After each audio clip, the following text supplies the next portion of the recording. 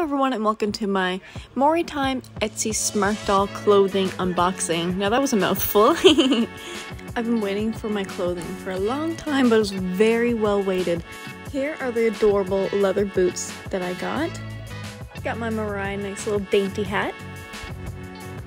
And you can't top an outfit off without the Eskimo fur coat. This is awesome for winter and just outdoor adventures. Honestly, is very beautiful.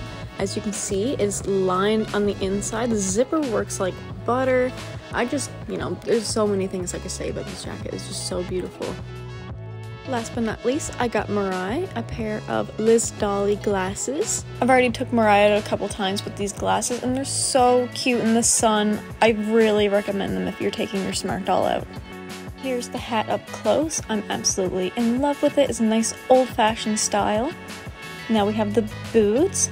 Everything about these are so freaking adorable. I wish I had a pair of shoes like this, honestly.